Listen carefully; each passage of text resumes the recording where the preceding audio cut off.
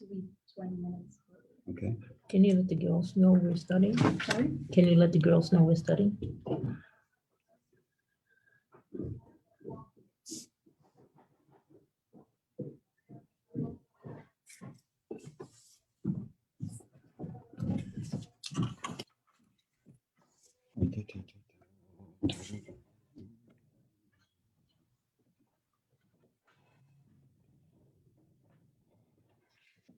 So,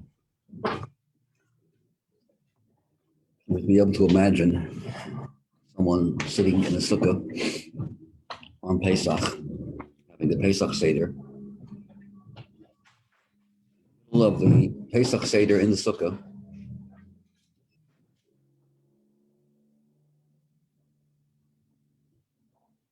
The Hanukkah licht goes out. I'm sorry. The shofar that's blown was blown so loud that the Kapparas chickens got scared and they started flapping their wings and it extinguished the Hanukkah licht. And as a result, we couldn't read the Megillah in the sukkah on Pesach. So what that means is that Yud Kislev is a holiday that includes within it all the other holidays. It's called Rosh Hashanah. It's the head of the year in terms of the teachings of Chassidus, living according to the directions of Chassidus, living a life which is quite different than a normal lifestyle. And the energy that we get is derived from Yud Kislev. There's actually another day in the year that's considered to be that's Matan Torah. There's another aspect of Yud Kislev, which is compared to the giving of the Torah. Chassidus was introduced by the first Lubavitcher Rebbe, the Alter Rebbe, on Yud Kislev when he was liberated. Because until then, his teachings were very limited and not expansive and hard to understand. And when you squeeze the olive, the oil comes out, as they say. So he started expanding and elaborating and really giving rich explanations to discourses, the Maimon that he said that were missing in the previous years before he was incarcerated. The idea that when something goes through a concealment and it breaks out, it breaks out with a lot more momentum than prior to the concealment. The whole idea of Kislev. It's also, I'm not going to get into every single holiday. It has all the other holidays in it. But what I do want to mention something interesting, and you probably know about it anyways, but in case you don't, I'll mention it one more time. And that is that there are 3 rabbinical holidays that correspond to the 3 festivals: Pesach, Shavuos, and Sukkot. So what rabbinical holidays correspond to these 3? So we all know about Sukkot and Hanukkah go together because they're both 8 days. The only holiday we have besides Hanukkah that's 8 days in the Torah is the holiday of Sukkot, which lasts through 8 days. If you include Shmini Atzeres. Pesach is only 7 days in Israel. Hanukkah is 8 days, and there's a lot of other parallels between, I'm not going to get into that right now, between Hanukkah and Sukkot. Purim and Shavuos are connected. Purim is the rabbinical counterpart to the giving of the Torah because it's well known that the Jews could have had a disclaimer that they were actually compelled and coerced into receiving the Torah. God threatened them, or if you learn Chassidus, he didn't threaten us, he overwhelmed us and hypnotized us with love. We couldn't say no to him. We were so enamored by the revelations of Matan Torah that our acceptance wasn't real. When we reaffirm our acceptance for real, when it was very dark, time of Purim, when the Jews were under a terrible decree of a total annihilation, and yet they accepted that not one single Jew had a thought of surrendering his Judaism for one moment. And that's when they really reaffirmed their commitment and devotion and dedication to the Torah. So Purim is well known without learning Chassidus. It's in Gemara. Gemara says that Purim is the equivalent of the Torah being given again. The real, I mean, not given again, but the complete acceptance of the Torah. So missing one holiday, Pesach. Where is the rabbinical counterpart for Pesach? So the answer is Yud Kislev. Yud Kislev is, of course, rabbinical. It's a holiday that is now not only in Chabad, but also widespread that they consider this day to be a day of celebration and liberation of the Alter Rebbe and of Chassidus. And why is it compared to Pesach? For many reasons, because Pesach is the first redemption, which opens the pathway for the last redemption. If not for Passover, if not for Pesach, we would not have the power to get out of this gullus that we're in right now. For 2,000 years, 2,000 years of gullus Edom, as it's called, we're in the Rome gullus, hopefully to get out very soon, is because the power, the energy that we need to be able to get out of this gullus is derived from the energy that took place when the Jews came out of Egypt, which is the reason why even when Mashiach will come, we'll still be talking about, in our Seder table, we'll still be discussing the miracles of Egypt, even though the miracles of the future will be a lot greater. So why are we going to discuss the smaller miracles? Because if not for those miracles, if not for that Exodus, we would not have today's Exodus.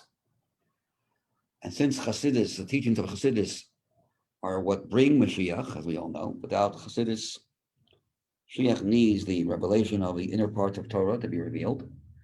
So therefore, in a way, it's for that reason, it's compared to Pesach, but it's deeper than that. There's another relationship between Yud Kislev and Pesach, Passover, going above and beyond oneself. Passover actually means to go over, to transcend yourself, go beyond, breaking out of your limits. Mitzrayim means borders, constraints, limitations. And it wasn't just going out of our Egypt, the geographic Egypt, going out of our own personal Egypt, not having to be limited, not only from our animal soul, but even our godly soul has limits. Intelligence coming from the godly soul is also limited. But the ability to break out of every single limitation, every single thing you could possibly think of, that's the true meaning of going out of Egypt, going out of Mitzrayim. And it's interesting in that Sicha of the Rebbe, he says that Passover is an ongoing holiday. In Chabad Haggadahs, it does not say, here's the end of the Haggadah. It doesn't end. So what does that mean?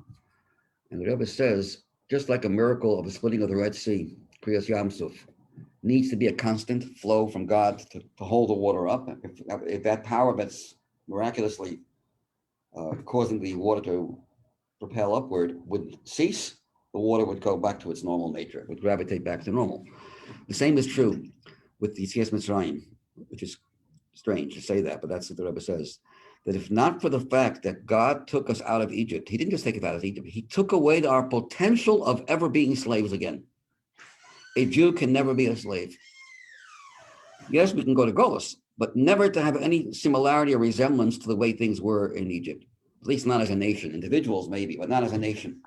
Never will that happen. Now, for that never to happen again, it's not normal, because moods change, things change, and there's a cycle of changes in the world. Everybody has a chance to go through every single. So according to the rules, there should have been a possibility for us to be enslaved again. The fact that that possibility has been removed and completely taken away is a divine power transcending all rules, which is keeping us impervious to any kind of golus, similar to Egypt. And Chassidus is also that way. Chassidus is an ongoing power which allows a Jew to be able to break through all kinds of constraints, all kinds of limitations, and it would seem to be miraculous, and yet it has that power. So that's one of the many reasons why Yud Kislev is the rabbinical holiday of Pesach. So we have 3 rabbinical holidays corresponding to 3 biblical holidays. Okay, now this Sicha here is a Sicha that was actually said by the previous Rebbe during Sukkot. And there's a significance why it's mentioned that that the Sicha was said on Sukkot.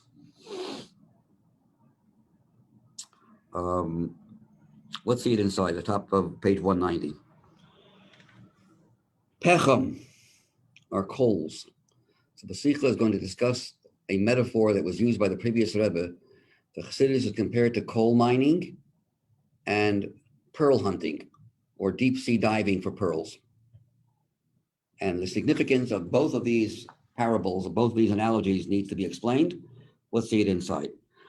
Kavod Kedushas. Chav Kuf is an abbreviation of two words. Kavod Kedushas, my honored, holy father-in-law, my teacher, Mori V'chami, my father, my teacher, and my father-in-law, refers to the previous Rebbe, Admor.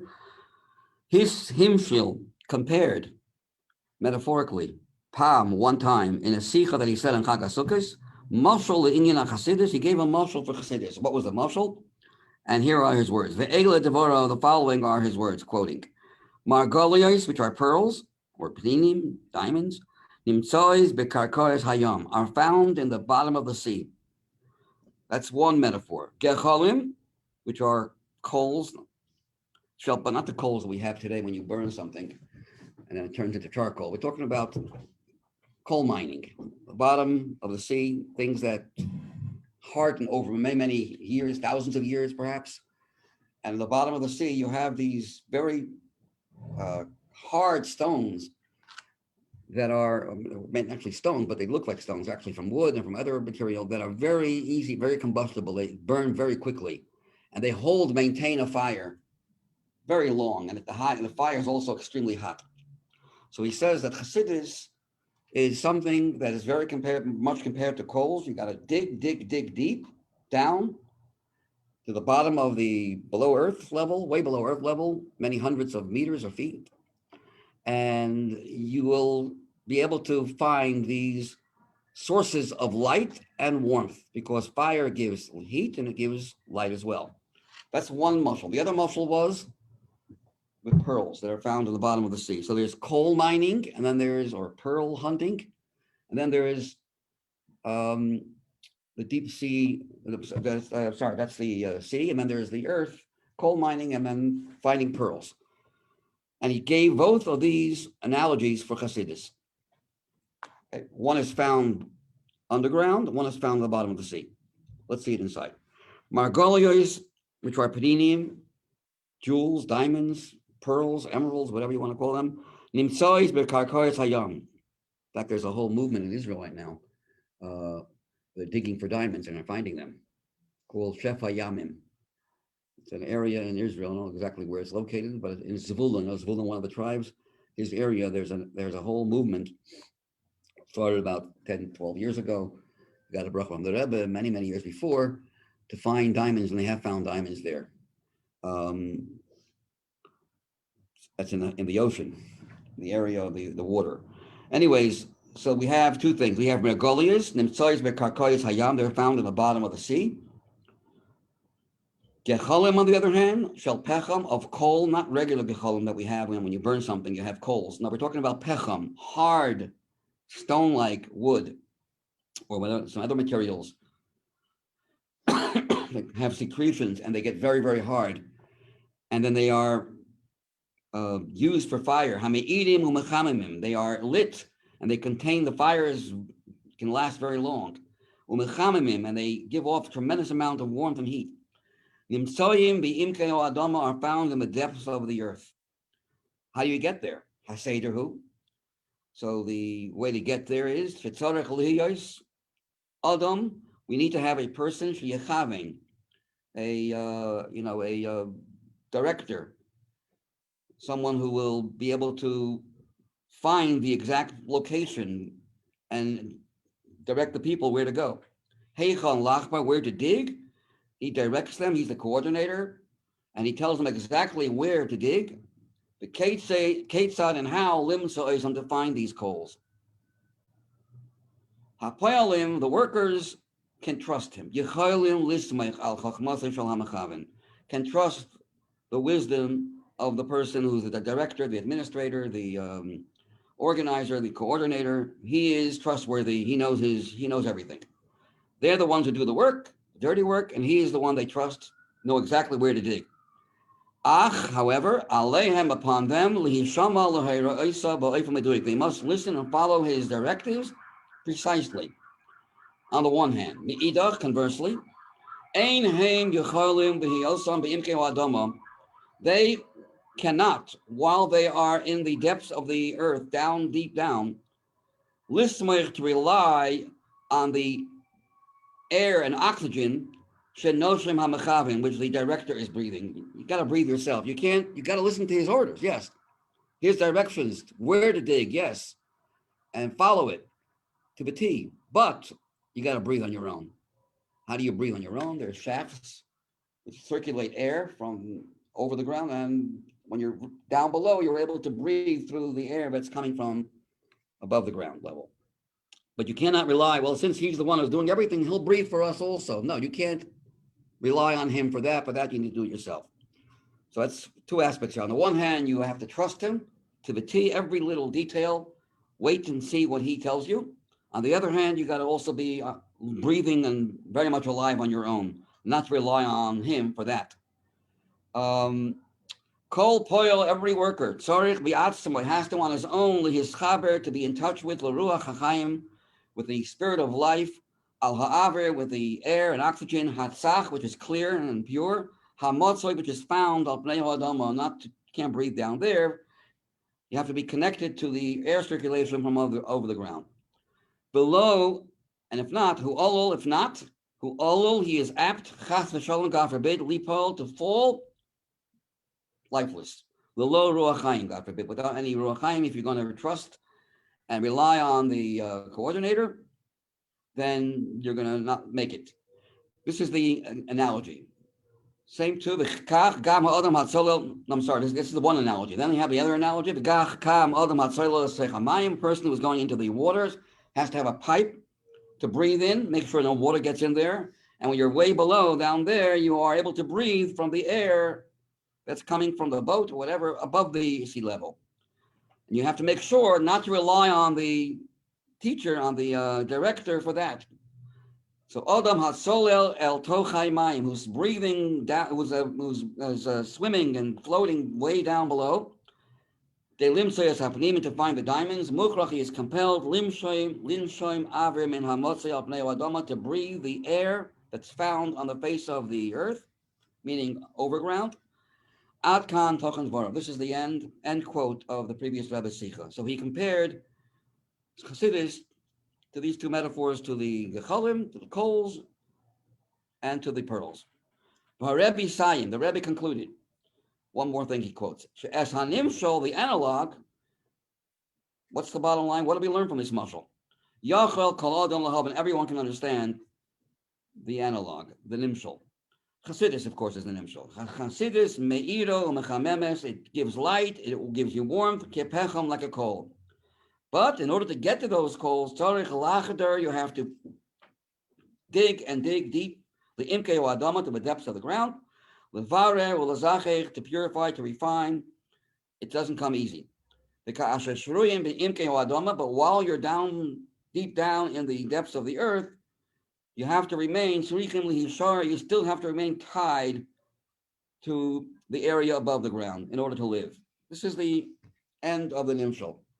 Strangely enough, when it comes to the nimshal, he only explains the Chassidus parallel relationship to the coals. He does not conclude how Chassidus is compared to pearls.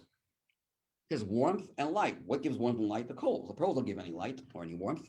Pearls are precious, but they don't give off light or warmth or heat. So why is it that when he talks about the mashal, he gives two examples, and when he gets back to the analog, to the nimshal, which is Chassidus, he only compares Chassidus to the pearls. It doesn't elaborate at all on the other one. That's what the Rebbe is going to ask. And we'll skip. Let's go to Gimel. Actually, let's go before Gimel on page 190 on the bottom, the last paragraph on the left side. Gimel. A third thing we have to understand, there's two things I explained to you in short. Why does he have to give two mishalim? What is the significance of two analogies? And why does he elaborate on the analogy of the coals more than the analogy of the pearls? The third question is, Gimel, kol inyan hamuva b'Torah hu meduyek l'chalutin. Anything that is introduced in the Torah is absolutely precise, with absolute precision. So therefore, tzarech efer loim, we therefore need to say that the connection between coals and earth and diamonds or pearls in the sea are not just because that's where you find them. Pearls you find in the sea, deep down, and the coals you find in earth, as you dig in the earth. That's not the only explanation. It's not because of that just. Einenu rak mipnei shezeh mekom ha'megashmis. This is their location in the physical sense. Ela mipnei sheyesh kesher pnimi. There's a deep inner connection, internal connection, in the essence of earth and coals, and the sea and pearls. We have to understand what exactly that is. Mao hakesher hamahusi. What is the innate bond and relationship between coals and earth? Bein pecham la'adama. Pecham are the coals that are the hard stuff that's found underneath on the bottom of the earth, digging down, and that creates a source of fire and heat. And what is the connection between pearls and the sea? Why are they found in the sea? What's the connection? What's the real deeper reason, esoteric reason why that is so? So the Rebbe explains, in order to understand that, let's first understand the sea versus the earth. The difference is as follows. Everything from this on earth is derived from earth. Man, human beings, animals, everything gets its sustenance from earth. The actual creation of a person is from earth.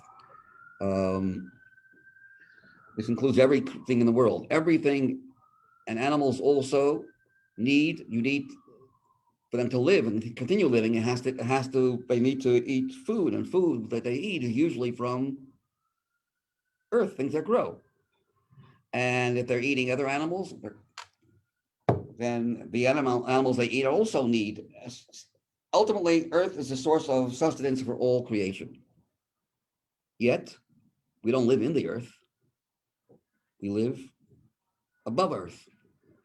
Whereas the sea, the fish cannot live outside the water. They live in the water. So this corresponds to two different types of worlds, as we'll soon see. There is in the language of Chassidus, it's called Alma de Iskasya and Alma de Isgalia, revealed worlds and concealed worlds. And it means a lot more than what you think. Let's first see it inside here. So the Rebbe says like this. In order to understand the idea of the pearls and the coals, let's first understand the location. Hahevdal, the distinction, it's on page 191, Gimel. Yam kisui, the ocean covers, Adama gilui is exposed. We see it.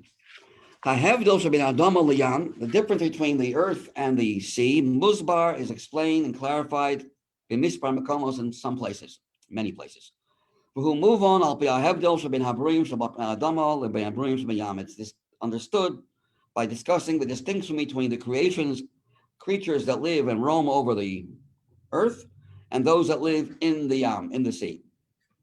On the one hand, Hare hakol hayam in ha'afar. It's a quote from Koheles, that everything emerges and comes from the earth. Everything is created through earth. Earth is the source of everything. In fact, it says this means doesn't only mean actual earth.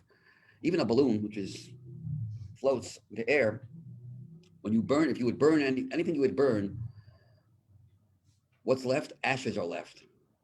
The ashes are the asoid ha'afar, the element of earth that you can't get rid of.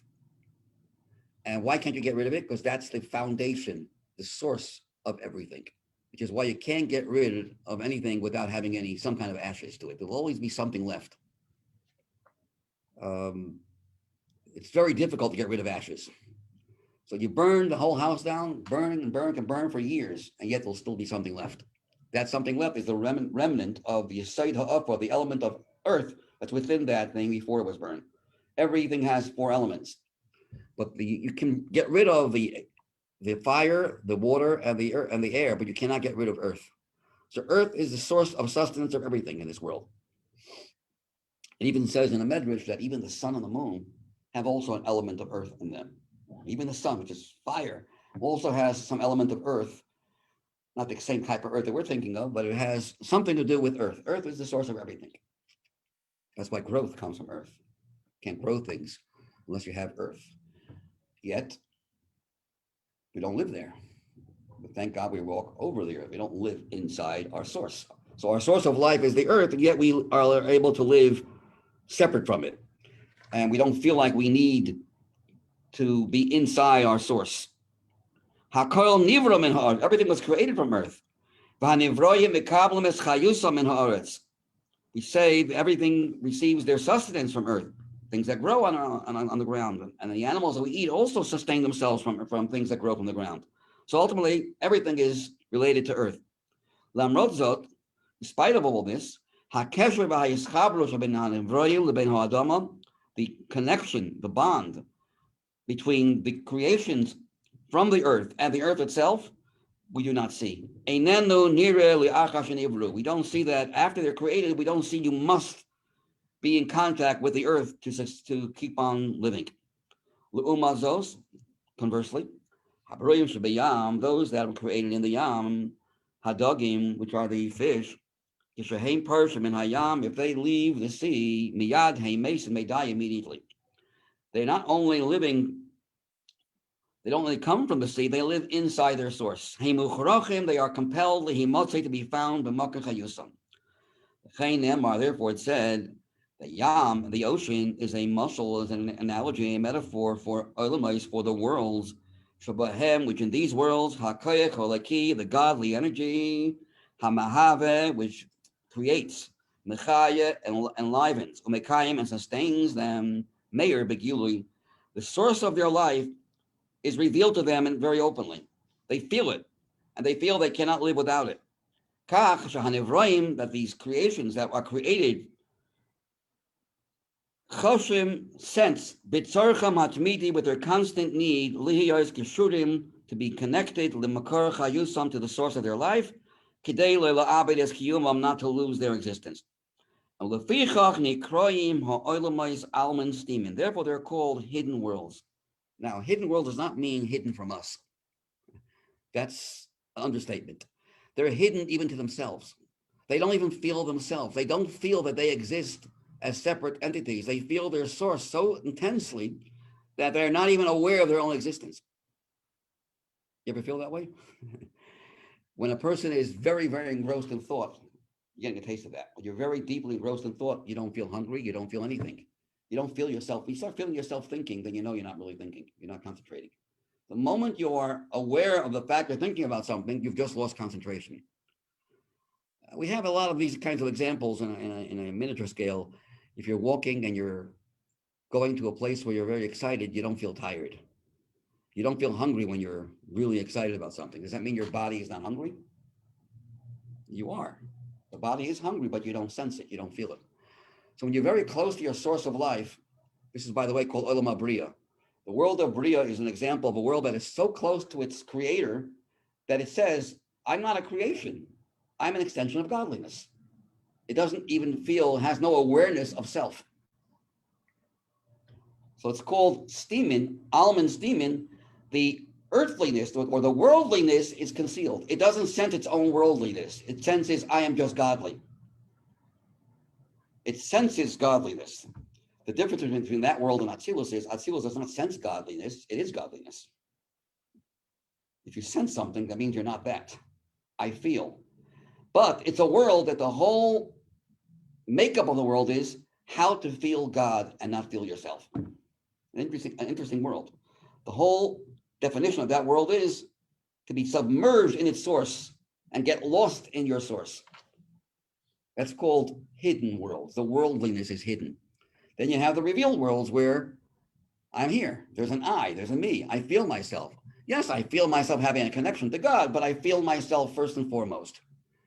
So Olam HaYetzirah is called the world of formation, is where there's already a form, an existence of a certain form. We once gave the mashal of a baby, the four worlds of being a mashal for a creation of a baby, child.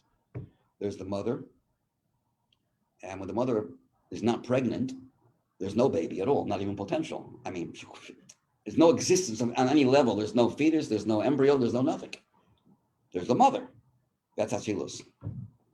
There's what you need to create, but you don't have any development of a child at any stage.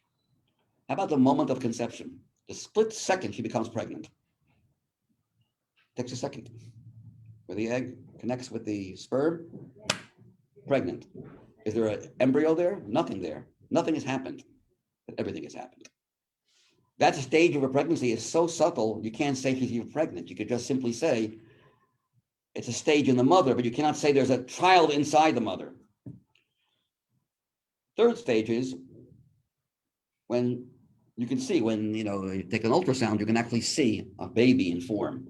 There are different stages. There's the first trimester, the middle trimester, the last trimester. These are all metaphors for the third world called Olam HaYetzirah.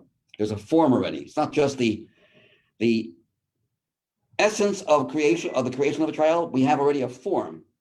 It's not just the potential the child's existence has been created, but we have actually a form, which goes through stages. When the child is born, unlike when the child's inside its mother, it cannot live without the mother. If the mother dies, the child most often dies right away. God forbid. You're living inside your mother. But yet, that's still compared to the example of earthly creatures, because it's still another existence, living inside its mother. It's dependent, but independent. And then there's the child is born. After the child is born, the child can live without the mother. It needs the mother. Yes, it feeds with the mother. Another nurses it, but the mother is not around. Someone else will nurse the child. So it feels close to the mother. There's a connection, obviously, but the baby is a separate entity completely. That's the example of the fourth world God created, a spiritual world that feels God, always wants to, but could live and can imagine a life without. Then there's this world. This world we live in right now is compared to a child who's grown up and doesn't recognize his parents. Who says you're my father or you're my mother? I don't know you. Losing connection at all, complete connection with the source. Not just not feeling it on a constant basis, but completely divorced from it. But anyways, going back to the Sicha, the revealed and concealed would be compared to the world of Bria and the world of Yetzirah. In most cases, it's like that. So he says like this, on the bottom of page 191, right side, Nikroim ha'olamais, these worlds that live inside their source are called Alman Stimin. Kimitziyusam ha'atzmish ha'olamais, because the very essential existence of these worlds is covered. They don't feel their own existence. How are they covered? Through what? By way of their source. Kidogim shebayam, like fish in the sea, the fish are part of the sea. Le'umazot, conversely, Eretz, the land, the earth, are examples of a world that do not constantly feel that they need their godly sustenance to keep them going. They don't sense their connection to the source of their life. They realize it, but they can live without it. They're called revealed worlds. The worldliness within them is revealed. They sense their own existence. Who they are, their identity has now become exposed. They're not living inside their source anymore. They sense themselves as a separate entity. This explanation now will connect to the coals and the pearls. Tamsis, this is the summary of the explanation to the two things that find themselves where they find themselves. Pecham shabadama, coals that give off heat and light are found in the earth. Upninim shabayam, and the pearls that are found in the sea. What that means is as follows. Chassidus affects two parts of the person. Hashpoas HaChassidus al nefesh ha'adam nechalekes ba'ofen klali l'shnayim. The way Chassidus deals and affects and impacts a person is divided in general to two things. Aleph, A, the galiyus ba'adam. It affects the conscious part of you, the revealed you, your personality, your character, your nature, who you are. B'chinas adama, the earth part of you. The earth of you means the part of you that does not go that deep, that you can relate to, that you know. What's so funny?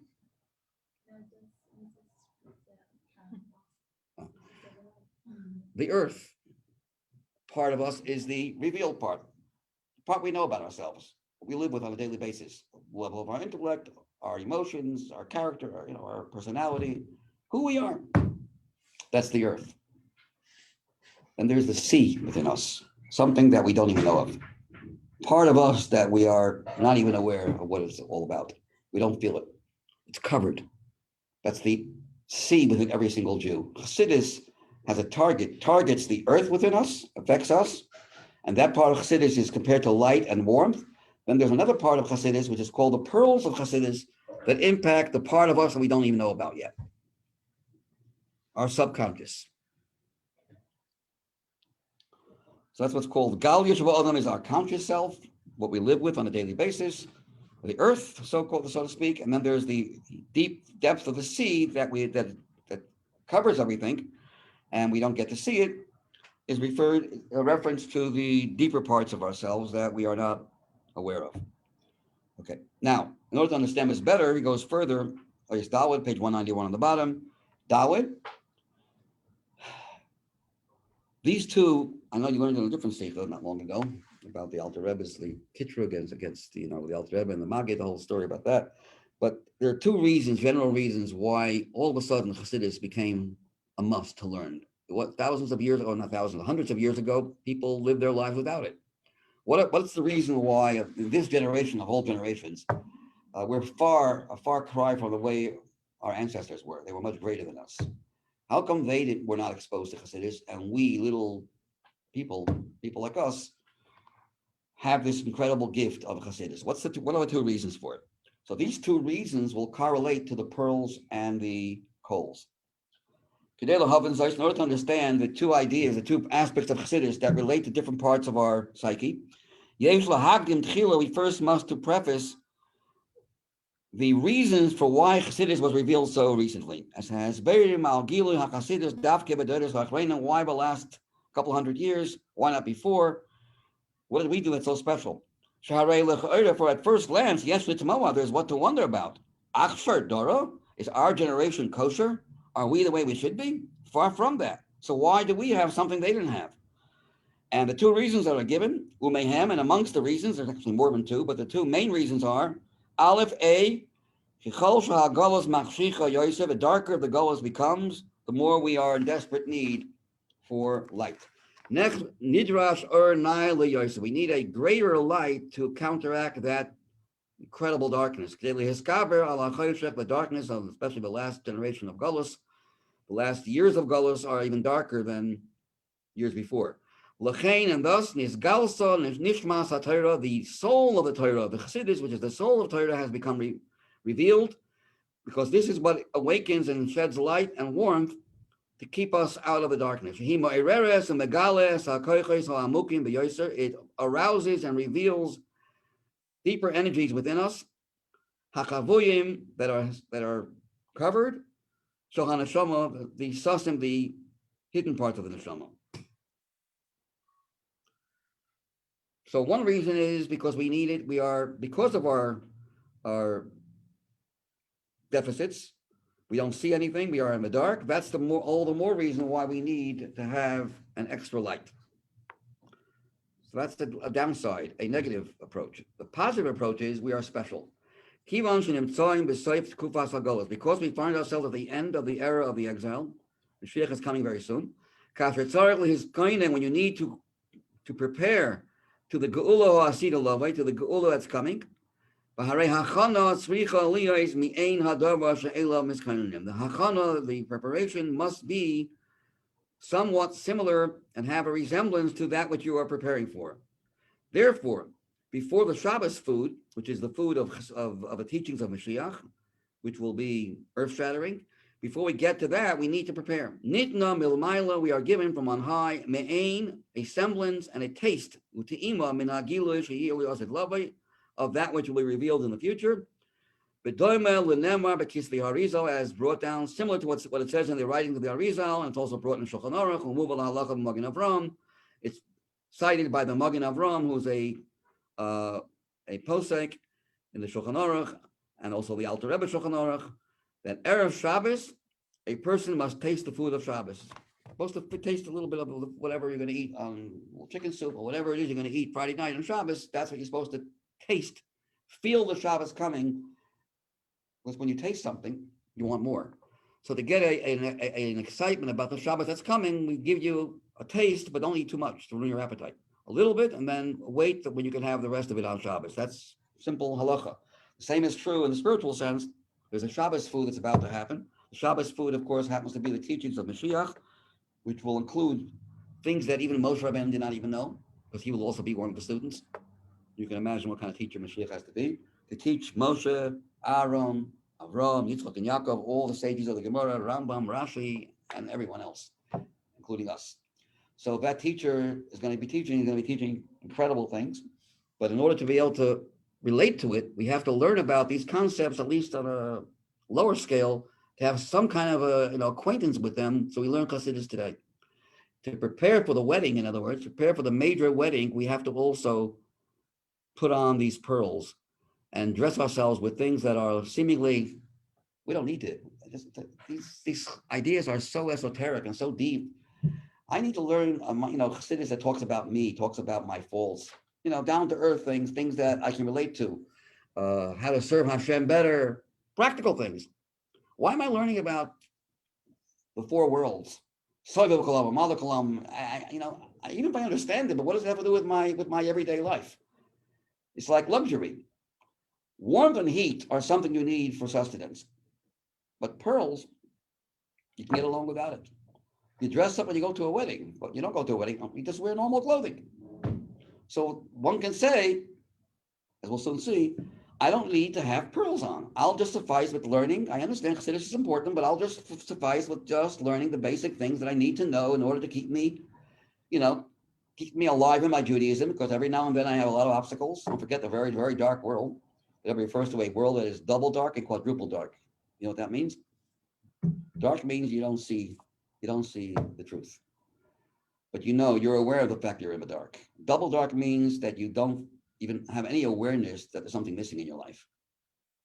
And quadruple dark means, what could be worse than that? Where you say darkness is light and light is darkness. Not only are you not aware of the light, of the fact you're missing something, you call darkness, that's the ultimate. That's the way to live. That's called living. Anything that's not my lifestyle is politically incorrect, or it's just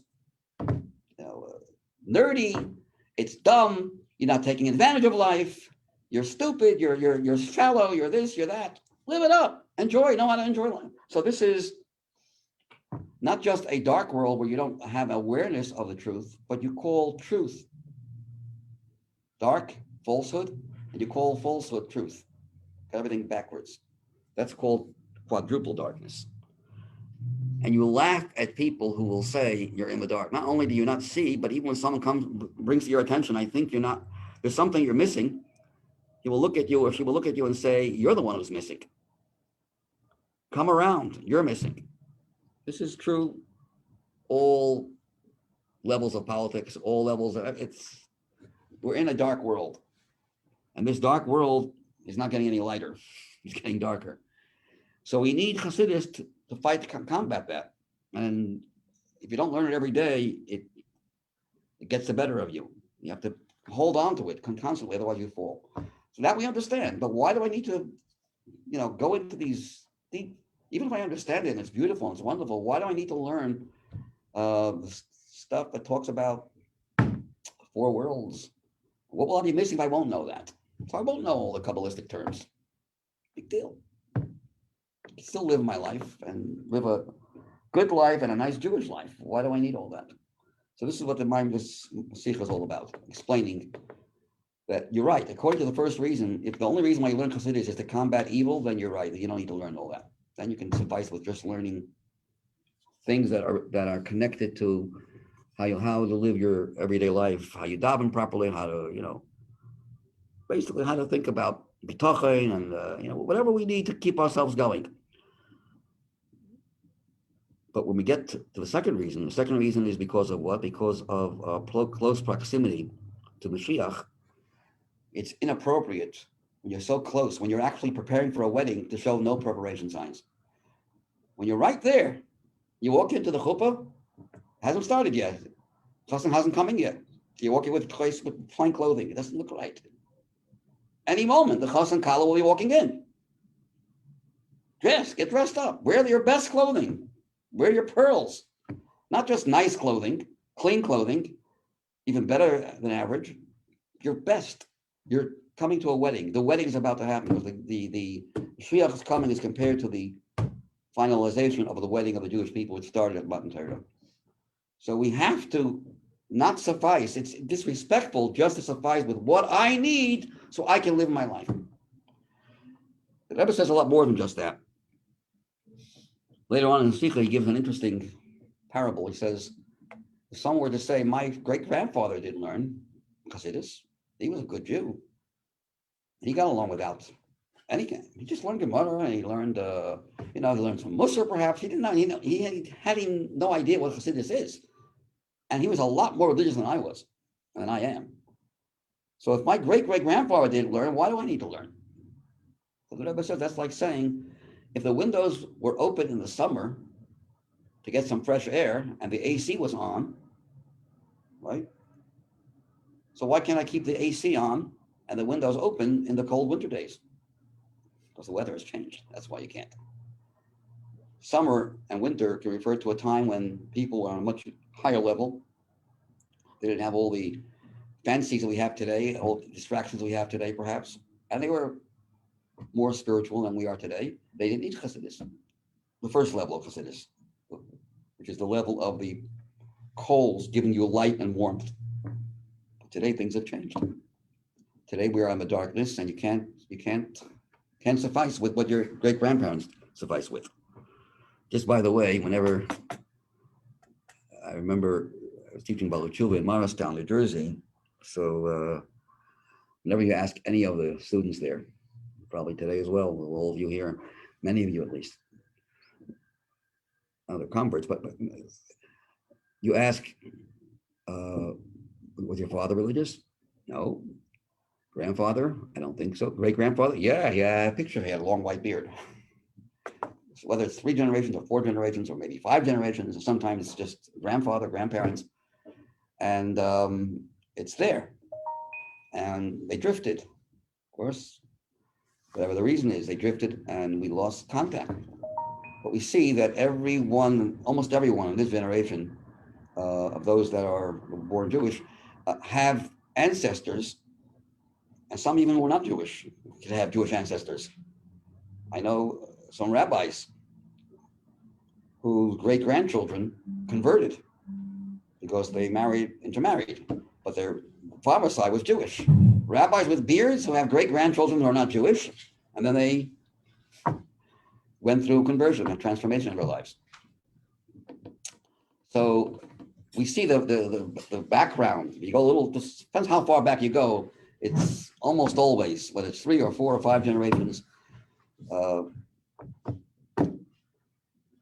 with a program.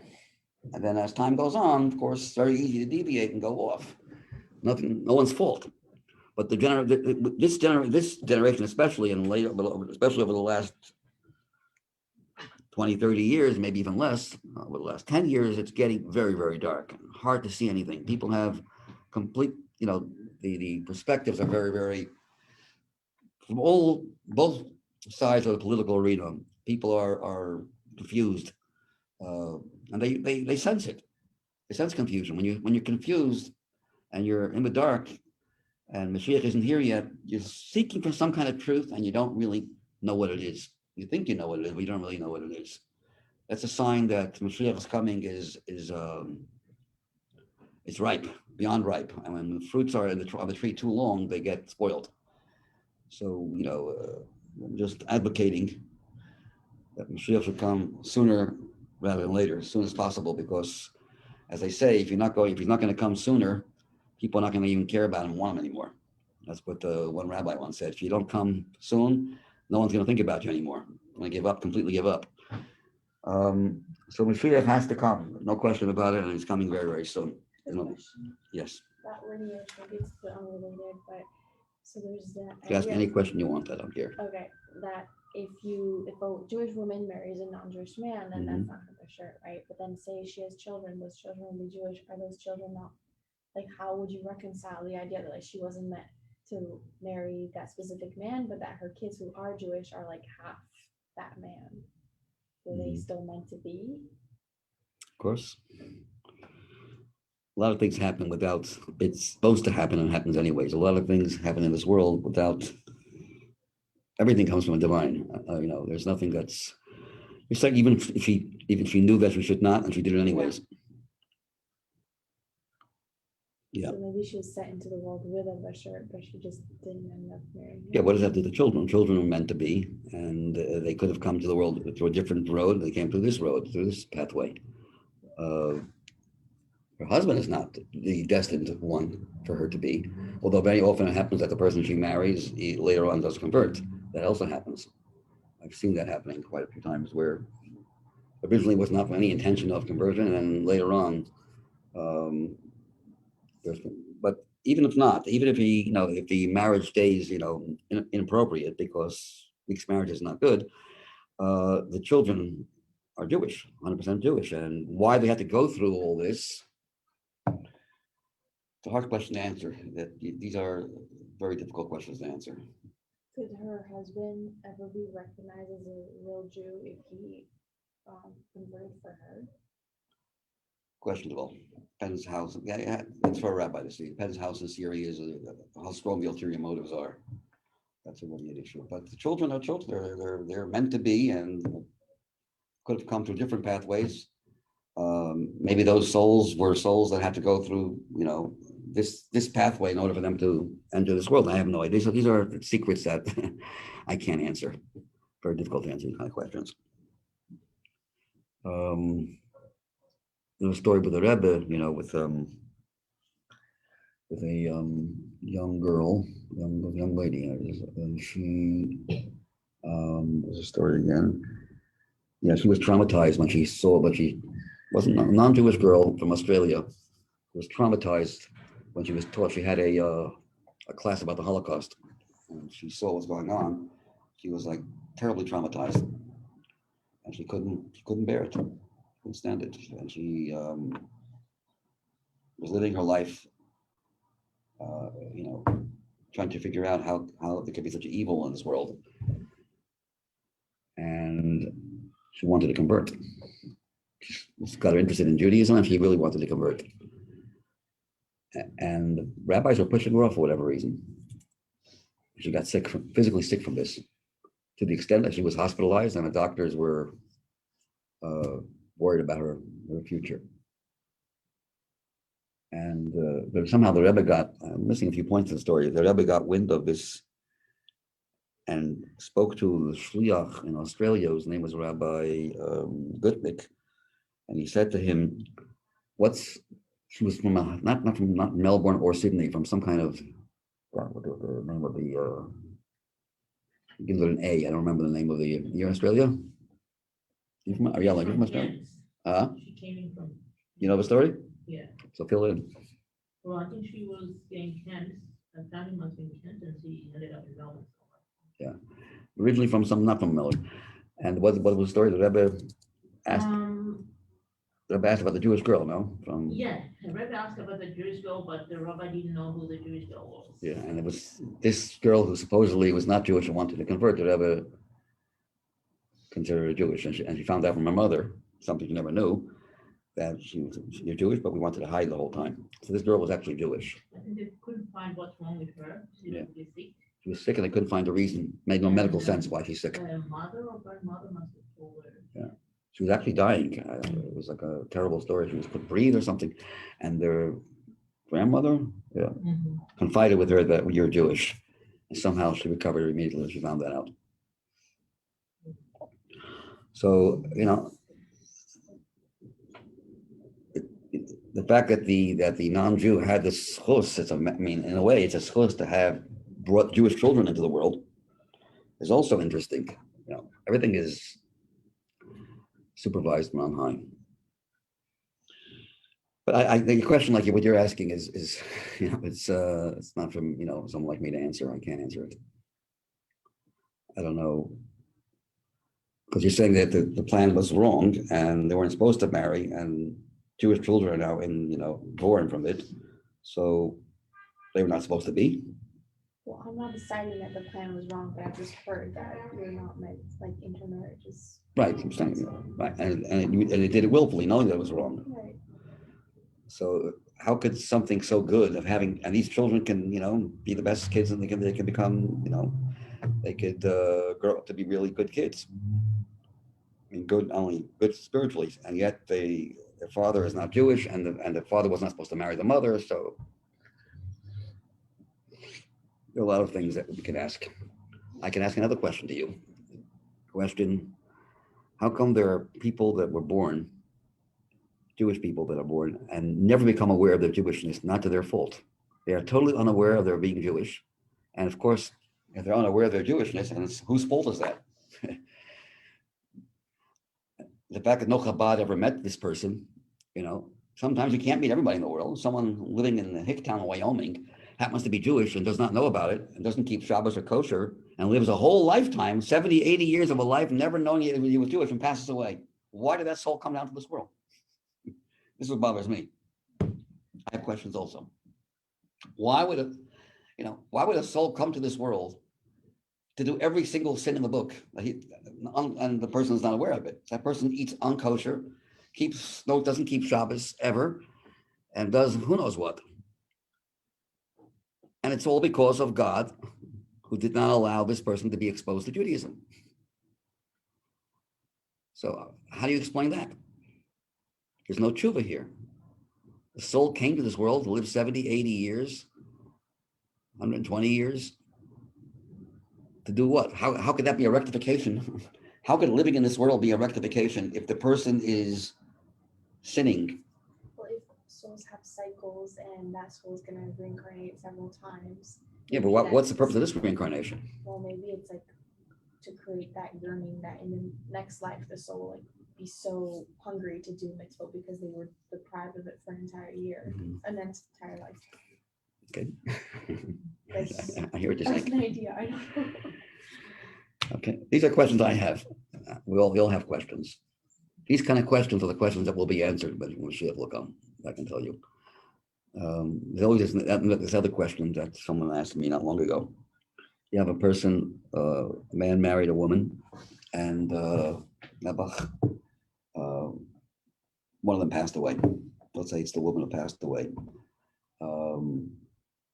The man passed away. She remarries. Her second marriage goes okay, but she really wants her first husband. And there's Chis HaMesim, but both of them have passed on. Chis HaMesim, both come back.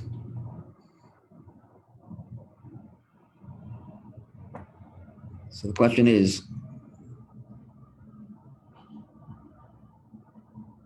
what happens if there's a contradiction? What happens if the man is happier with? How's it going to work? It's going to be a lot of trouble, a lot of friction in the future. Mm-hmm. So the answer that I think is that when that stage of the redemption, people's desires will be so, whatever God wants, that's what I want. It's not going to be, preferences. It's going to be a complete subjugation to the will of Hashem. And Hashem wants one. Hashem wants this couple to be together. They will be together, and they'll have a wonderful life. And this couple to they'll have a wonderful life. So it's not going to be I'm not saying there won't be any normal love and romance between the two. I'm not saying that. What I'm saying is that it's not going to be based on personal feelings that are not directly connected to Hashem's will. Hashem wills that these two people should be married together. That's what's going to be your desire as well. This will enhance the love between the couple. Whether that's right or wrong, I have no idea. But these are a lot of questions that are hard to answer right now because we're in Gullus right now. We don't know the answers. But anyways,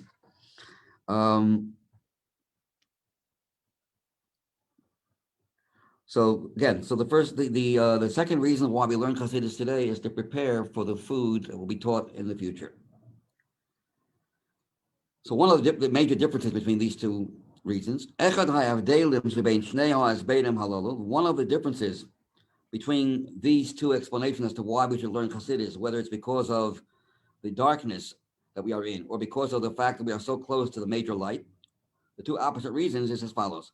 According to the first explanation, Chassidus comes to counteract the Golos, the darkness of Golos. Then this connects to the revealed part, to the earth part within us, the part of us that's exposed that we know about, the down-to-earth part of us. Hanilchamim begolus, which is waging war in Golus, the part of us that finds itself in the darkness and has to combat the darkness. The kovshim as gufay v'nafsha bahamas v'schalka ba'olam, and we are able to conquer our body, our souls, and animal souls, and the portion of the world that's a portion to every single person. Every person has a certain business that they're in, that they do, occupation or whatever they're involved in the world. That's their portion of the world to purify, to elevate. So that's one aspect. So through the teachings of Chassidus, they're given the strength and the intensity. They are given the power to prevail over the darkness of the world, and even the double and quadruple darkness. That's if you are discussing the first reason, darkness. So it has to do with the revealed conscious part of ourselves that's in Golos and needs to be brought into the light, or warmed up. The Umazos, conversely, according to the second reason, Chassidus is a taste of the future.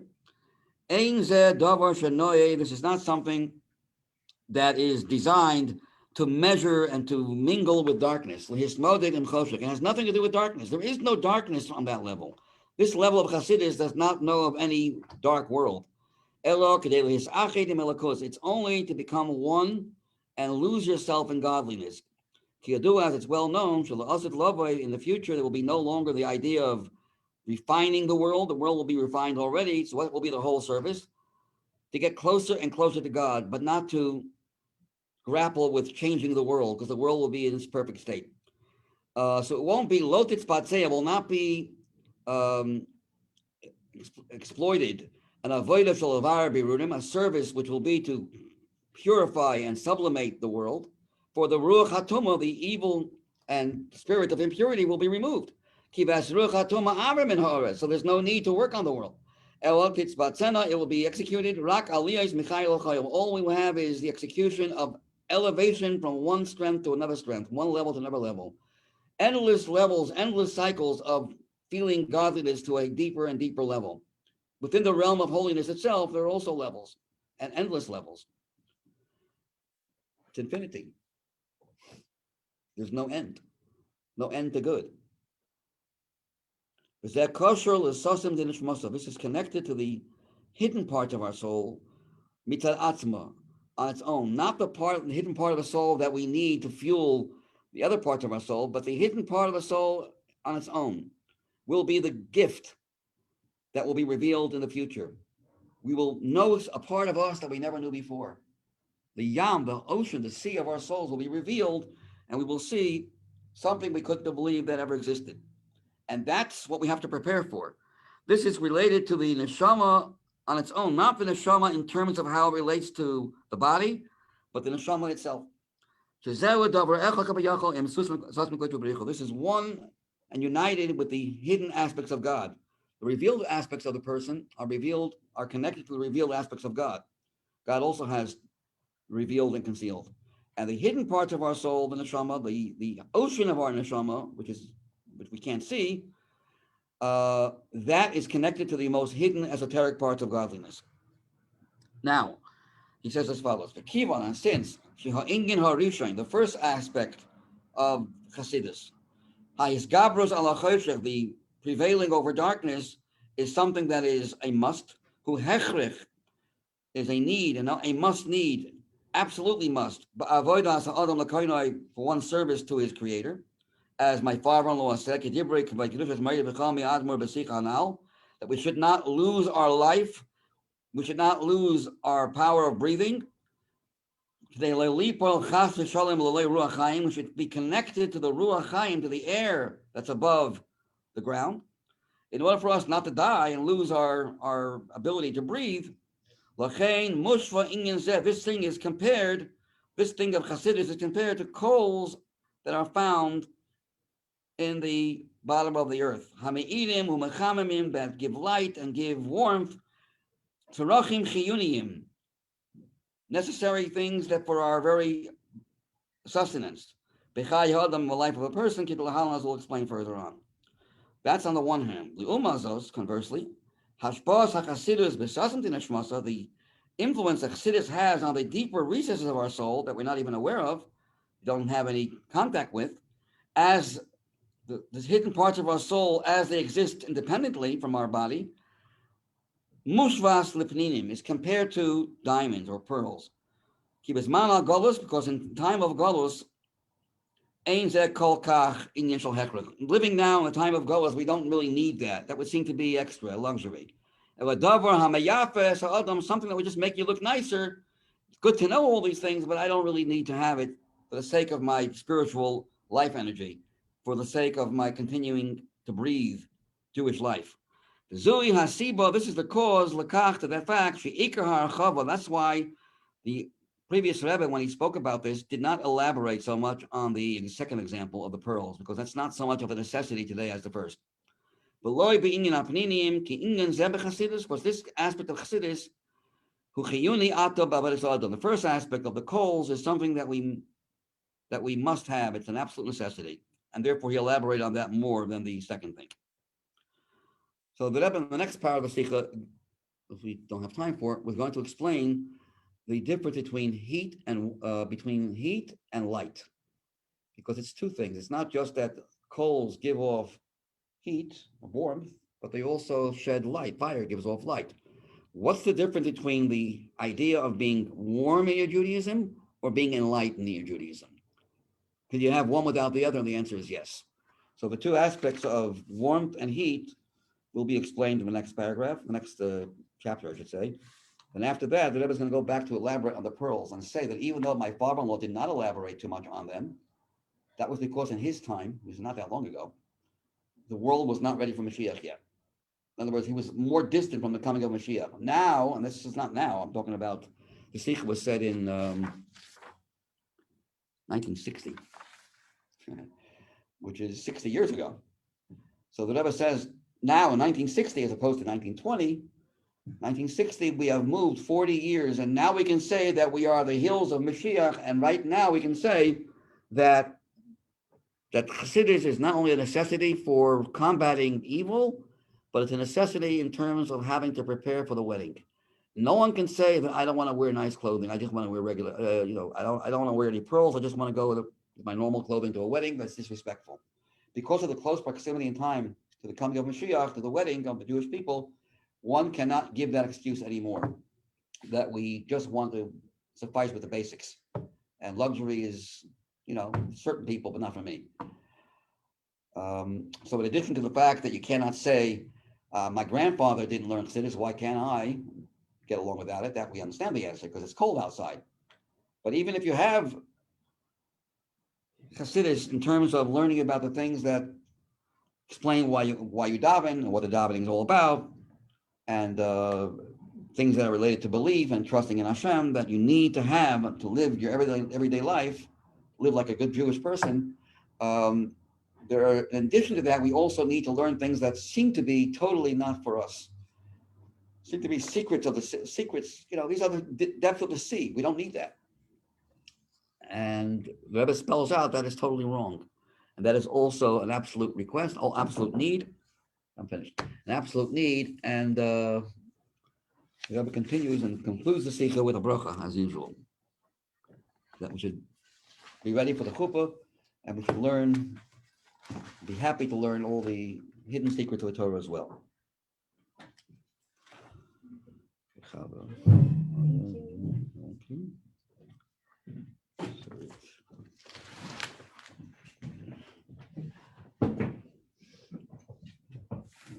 Okay.